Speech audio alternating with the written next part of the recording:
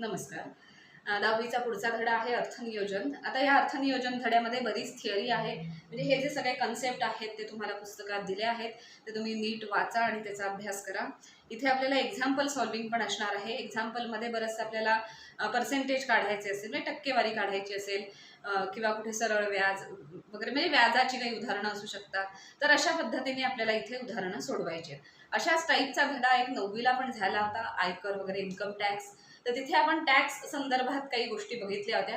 थोडीशी थिअरी आपण थोडक्यात इथे बघणार आहोत की ह्या धड्यामध्ये काय थिअरी आहे ती, आणि मग आपण याची एक्झाम्पल सॉल्व्ह करणार आहोत. आता ह्या धड्यात अर्थनियोजनमध्ये जसं आपण 9वीला इन्कम टॅक्स बघितलं होतं, तसं इथे आता टॅक्सचे काही आपण प्रकार बघणार आहोत.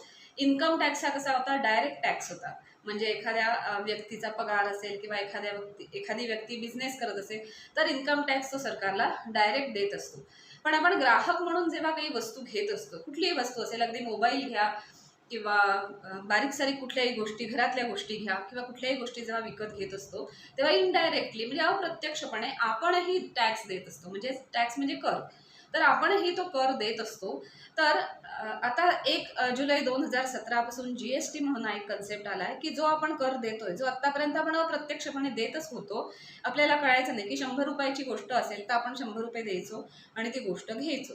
पण आता आपल्याला लक्षात आलं की 100 रुपयाची गोष्ट घेताना सपोज ती 90 रुपयाची आहे तर 10 रुपयाचा आपण त्याच्यावरचा कर दिला आहे, हे बिलात नमूद केलेलं असतं हल्ली.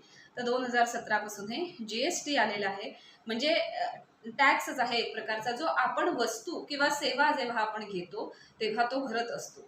आता GST म्हणजे काय? गुड्स अँड सर्व्हिस टॅक्स, इंग्लिशमध्ये त्याला गुड्स अँड सर्व्हिस टॅक्स, किंवा मराठीत म्हणायचं झालं तर वस्तू व सेवा कर, अशा पद्धतीचा हा कर आहे. तुम्ही रेस्टॉरंटमध्ये गेला असाल आणि जर तुम्ही बिल बघितलं ते, तर बिलावर लिहिलेलं असतं की एकूण बिल किती झालं, ॲक्च्युली आपलं बिल किती आलं, आणि त्याच्यावरचा GST, CGST किंवा SGST असं दिलेलं असतं, आणि मग ते 9% 9% वगैरे, मग ते पण त्या बिलात ॲड केलेलं असतं आणि मग ते आपल्याला बिल देतात. तर हा जो कर आहे तो GST, तो आपण आता देतो, आणि जो आपण किती देतो हे आपल्याला माहीत असतं. हा पूर्वी अप्रत्यक्षपणे आपण द्यायचोच. तर हा GST, goods and service tax, जेव्हा आपण एखादी वस्तू विकत घेतो किंवा एखादी सेवा घेतो म्हणजे समजा आपण हॉटेलमध्ये गेलोय, राहिलोय, तर सेवा घेतली आपण, म्हणजे हॉस्पिटॅलिटी असं आपण म्हणतो, तर तिथे पण आपण काहीतरी कर, ते बिल जेव्हा आपण देतो तेव्हा कर भरत असतो. तर हा गुड्स अँड सर्व्हिस टॅक्स, वस्तू व सेवा कर, हा आपण भरत असतो. त्याचे 2 प्रकार आहेत, CGST आणि SGST. GSTचे हा CGST आणि SGST का म्हटलंय त्याला? CG म्हणजे सेंट्रल, म्हणजे केंद्रीय कर जो असतो, केंद्राकडे जो जातो तो कर असतो, आणि SGST म्हणजे काय की स्टेटकडे, म्हणजेच राज्याकडे जो कर जातो तो असतो. आणि केंद्राकडे आणि राज्याकडे जो कर जातो तो दोन्ही सेमच जातो. म्हणजे जितके टक्के केंद्राकडे जाणार असेल तितकेच टक्के तो राज्याकडे जातो. म्हणजे हा केंद्रीय कर असतो आणि हा राज्य कर असतो. तोच आहे, तो GST आहे, पण हा केंद्राकडे जाणार आणि हा राज्याकडे जाणार आहे. त्याच्यानंतर एखादा व्यापारी असेल जो GST घेतोय आपल्याकडनं, तर त्याला GSTIN नंबर लागतो. म्हणजेच काय? Goods and service tax identification number.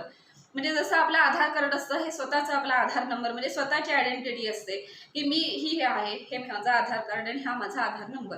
हे जसं आधार कार्ड हे व्यक्तीचं आयडेंटिफिकेशन आहे किंवा व्यक्तीचे आय कार्ड आहे असं आपण म्हणतो, तसंच व्यापाराचं किंवा उद्योगधंद्याचं जेव्हा आय कार्ड असं आपण म्हणतो, तर तो हा GSTIN नंबर असतो. तर तो नंबर बऱ्याच कॉम्बिनेशनने बनलेला असतो. म्हणजे सुरुवातीला काहीतरी राज्याचा कोड असतो, म्हणजे आता 27 महाराष्ट्र राज्याचा, तर राज्याचा कोड असतो. त्याच्यानंतर त्या व्यक्तीचा pan card number, pan card concept माहिती आहे, गेल्या वर्षी बघितलंय आपण 9वीत. पॅन कार्ड ही सुद्धा एक आयडेंटिफिकेशन करण्यासाठीची गोष्ट आहे, जी आपण बँकेत वगैरे जेव्हा अकाउंट करतो, म्हणजे जेव्हा आपण व्यवहार करतो, पैशाचे व्यवहार करतो, तेव्हा आपली आयडेंटिटी काय आहे, तर ती पॅन कार्ड असते. आणि तो पॅन कार्ड आपल्याला सगळीकडे पैशाचे व्यवहार करण्यासाठी लागतो. जसं आधार कार्ड आपल्याला बाकी सगळ्या गोष्टीसाठी आयडेंटिटी प्रूफ म्हणून लागतं, तसंच पॅन कार्ड हे पैशाच्या व्यवहारांसाठी लागणारी आयडेंटिटी आहे आपली. तर हा जो GSTIN नंबर असतो तो बऱ्याच कॉम्बिनेशनने बनलेला असतो आणि असा मोठा GSTIN नंबर असतो. आता हा जो नंबर असतो तो बिलाच्या सगळ्यात वरती दिलेला असतो बघा. जर तो व्यापारी GST धारक, म्हणजे GSTIN धारक असेल, तर त्या बिलाच्या वरती सगळं दिलेले असतं. आणि तो नंबर खरा आहे की नाही हे आपण एका वेबसाईटवर जाऊन, तिथे गव्हर्नमेंटच्या वेबसाईटवर जाऊन चेक करू शकतो की ॲक्च्युली खरंच तो GST धारक आहे, म्हणजे GST धारक आहे का, की त्याने फेक तो लिहिलाय वगैरे, हे सगळं आपण तिथे तो कोड आहे की नाही, खरा कोड आहे का काहीतरी खोटंच लिहिलंय तिथे, हे चेक करू शकतो वेबसाईटवर जाऊन. तर हे झाले GSTचे प्रकार. त्याच्यानंतर ह्याच GST मध्ये एक असतं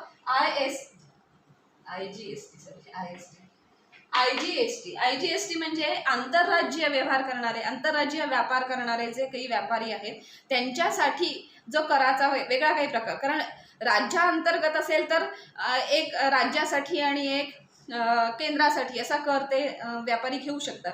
पण जेव्हा आंतरराज्यीय असतं तेव्हा दुसऱ्या राज्याचा कर घेण्याचा नियम किंवा काही वेगळे असू शकतात, तर ते सगळं मिळून असं सगळं जे होतं किंवा जो व्यवहार होतो आणि त्यासाठी जो कर घेतला जातो किंवा कर दिला जातो त्याला म्हणतात IGST, म्हणजे आंतरराज्यीय व्यापार करताना देण्याचा हा कर आहे. त्याच्यानंतर आहे HSN आणि SSC. हे आहेत वस्तूचा टाईप कोणता आहे. आपण बऱ्याच वस्तू घेत असतो, कितीतरी वस्तू आपल्या घरात असतात, आपण विकत घेत असतो. तर वस्तूचा टाईप त्याच्यावरचा जो कोड असतो तो HSN म्हणून हा कोड म्हणून वापरला जातो. आणि SSC कोड हा कशावर असतो, तर सेवा, म्हणजे हॉटेल असेल, हॉस्पिटल असेल किंवा अजून कुठल्या कुठल्या आपण ज्या सेवा म्हणून घेत असतो त्या संदर्भात जो कोड वापरला जातो तो आहे SS. हा वस्तूंसाठी असतो आणि हा सेवांसाठी, कुठल्या सेवेसाठी कुठला कोड, म्हणजे हॉस्पिटल असेल तर कुठला कोड, हॉटेल असेल तर कुठला कोड, अजून कुठली सर्व्हिस, टॅक्सी सर्व्हिस असेल तर कुठला कोड, वेगवेगळे कोड असतात. तर त्याचे वेगवेगळे कोड वापरले जातात, ते SSC अंडर येतात. आणि HSN म्हणजे काय, की वेगवेगळ्या वस्तू असतात त्यांना वेगवेगळे HSN कोड दिलेले असतात. ह्या वस्तूसाठी असतो आणि हा अर्थात ह्याच्यासाठी असतो.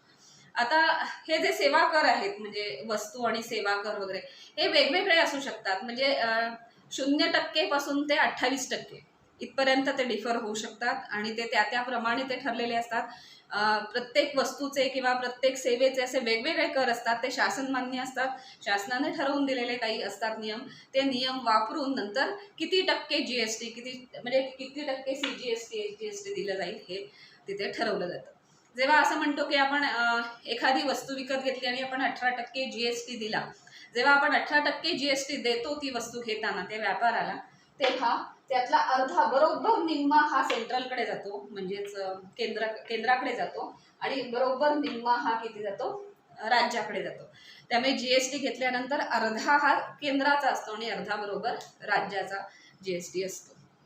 आता इकडे बघूया करपात्र किंमत. करपात्र किंमत म्हणजे काय, एखाद्या व्यापाराला त्या ज्या किमतीला ती वस्तू विकायची ती किंमत असते, मग त्या किमतीला वस्तू विकल्यानंतर तेवढ्या किमतीवर त्याला कर घेता येतो. म्हणजे काय, GST जो CGST SGST जो काही असेल तो कर केवढ्या किमतीला घेता येतो, त्या किमतीला घेता येतो.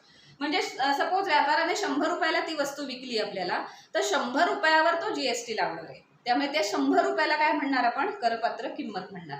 आपण ऍक्च्युअली देताना किती देणार, 100 रुपये देणार, प्लस त्याच्यावरचा GST काय जो असेल 10%, 18%, जास्तीत जास्त 28 असतो. तर जो काही टक्केवारी असेल तेवढा आपण त्याच्यावरती अजून कर देणार. तर बीजक मूल्य म्हणजे काय, की करपात्र किंमत जी असेल त्याच्यात प्लस जो काही कर आहे तो ऍड केल्यानंतर जी किंमत तयार होते ती ग्राहक आपण त्या व्यापाराला देत असतो, त्याला म्हणतात बीजक मूल्य. म्हणजे इथे करपात्र किंमत जर 100 रुपये असेल तर ह्या 100 रुपयावर समजा 10% GST, तर 10% म्हणजे किती, 10 रुपये ना, 100 वरचे 10 रुपये. म्हणजे आपण ग्राहक कितीला ती वस्तू विकत घेणार, तर 110 रुपयाला, कारण 10% आपण त्याच्यावर कर दिला. पण करपात्र किंमत किती होती, ही होती. म्हणजे काय, की त्याच्यावर आपण तेवढे टक्के जे काही टक्केवारी काढायची ती ह्या किमतीवर काढायची, करपात्र किमतीवर. आणि बीजक मूल्य म्हणजे काय, की करपात्र किंमत प्लस वरचा काय जो टॅक्स असेल तो सगळा गोळा करून एकत्रितपणे आपण ग्राहक जो व्यापाराला वस्तूच्या बदल्यात किंवा सेवेच्या बदल्यात जे पैसे देतो त्याला म्हणतात बीजक मूल्य. त्याच्यानंतर B2B आणि B2C हे कधी म्हणतात, B2B जसं इथे लिहिलंय तसाच त्याचा अर्थ आहे. B2B म्हणजे बिझनेस टू बिझनेस. B2B म्हणजे बिझनेस टू बिझनेस, जो एकमेकांना कर दिला जातो त्याला म्हणतात B2B कर आकारणी किंवा B2B टॅक्स. आणि B2C म्हणजे काय की बिझनेस टू कस्टमर, म्हणजे फायनल स्टेजला. फायनल म्हणजे आपण ग्राहक, जेव्हा आपण वस्तू घेतो आता ती आपण कोणाला देणार नाही, आपण ग्राहक होतो, आपण व्यापारी नाहीत. आपण जी वस्तू घेतली म्हणजे आपण कस्टमर आहोत आणि आपल्याला व्यापाराने ती वस्तू विकली तर आपण पण व्यापाराला काहीतरी कर देत असतो. म्हणजे हा जो 10%, 15%, 18% जो काही देत असतो तो. तर बिझनेस टू कस्टमर असा जर काही व्यवहार झाला असेल तर त्याला B2C म्हणतात. आणि बिझनेस टू बिझनेस असा व्यवहार असेल तर त्याला B2B. बिझनेस टू बिझनेस होणारच आहे ना व्यवहार. असं नाही ना होत की एखादं खेळणं तयार झालंय ते त्या फॅक्टरीत तयार झालं आणि डायरेक्ट आपण फॅक्टरीतून जाऊन विकत आणले, असं होत नाही. ते खेळणं फॅक्टरीत तयार होतं, मग कुठला तरी व्यापारी ते विकत घेतो, त्याच्या पुढे अजून तो कुठला तरी घाऊक व्यापारी विकत घेतो, त्याच्यानंतर किरकोळ व्यापारी विकत घेतो, मग किरकोळ व्यापारी आपल्याला विकतो. एवढी खूप मोठी चेन असू शकते. म्हणजे एखादी गोष्ट तयार झाली म्हणजे मॅन्युफॅक्चर झाली की तिथपासून ती आपल्यापर्यंत येण्यामध्ये भरपूर मोठी साखळी, भरपूर मोठी चेन असू शकते. या चेन मधल्या प्रत्येक जणांना एकमेकांना टॅक्स द्यायला लागतो. म्हणजेच काय की समजा उत्पादक आहे, उत्पादकाने एका घाऊक व्यापाऱ्याला एखादी वस्तू विकली तर उत्पादक घाऊक व्यापाऱ्याकडून टॅक्स घेतो त्याला ती वस्तू विकण्याचा. जसा आपण देतो ना वस्तू विकत घेताना किंवा सेवा विकत घेताना, तसे व्यापारी सुद्धा ज्याच्याकडून विकत घेतलंय त्याला टॅक्स देत असतात. मग समजा एखाद्या घाऊक व्यापाऱ्याने, आपण असं बघूया तेच तो पुढचा पॉईंट आपल्याला बघायचा आहे की देय GST कसं काढलं जातं. म्हटलं तसं एखादी वस्तू निर्माण झाली किंवा एखादी वस्तू मॅन्युफॅक्चर झाली आणि ती नंतर आपल्या हातात येईपर्यंत बरीच मोठी साखळी किंवा बरीच मोठी व्यापाऱ्यांची चेन असते जे एकमेकांना विकत आलेले असतात. आता प्रत्येक जण ह्या साखळीतला प्रत्येक माणूस एक कर देत असतो. म्हणजेच काय, मॅन्युफॅक्चररकडनं एका व्यापाऱ्याने विकत घेतलं की तो व्यापारी त्याला कर देतो GST सारखा. तो कर त्याच्याकडे राहतो. त्याच्यानंतर हा जो व्यापारी आहे तो पुढच्या व्यापाऱ्याला विकतो, तेव्हा पुढच्या व्यापाऱ्याकडून कर घेतो.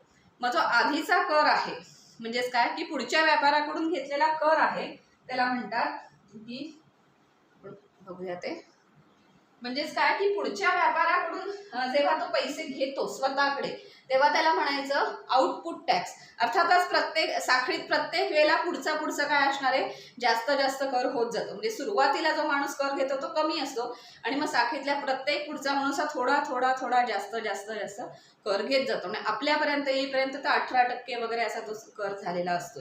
आपण सगळ्यात जास्त देतो अर्थातच. तर हा देय GST म्हणजे काय असतं की एखादा व्यापारी जेव्हा वस्तू विकतो तेव्हा त्याला काहीतरी कर मिळतो, त्याला म्हणतात आउटपुट टॅक्स. Output tax. आणि ह्या व्यापाऱ्याने आता पुढच्या व्यापाऱ्याकडनं किंवा कस्टमरकडनं त्याने कर घेतलेला आहे म्हणजे तो त्याचा आउटपुट टॅक्स त्याला मिळाले. आता त्याने मागे जेव्हा वस्तू विकत घेतली तेव्हा त्या व्यापाऱ्याला पण त्याने काहीतरी कर दिलेला आहे, अर्थात तो कमी असतो. या आउटपुट टॅक्स म्हणजे आपल्याकडनं जो कर घेतो त्याच्यापेक्षा त्याने आधीच्या व्यापाऱ्याला दिलेला कर नक्कीच कमी असतो. जसं किंमत वाढत जाते आपल्यापर्यंत येईपर्यंत तसा करही वाढत जातो, कारण करपात्र किंमतच वाढत जाते त्यामुळे त्याच्यावरचा करही वाढत जातो. त्यामुळे आउटपुट टॅक्स जास्त असतो आणि तो व्यापारी मागच्या व्यापाऱ्याला देतो त्याला म्हणतात इनपुट टॅक्स.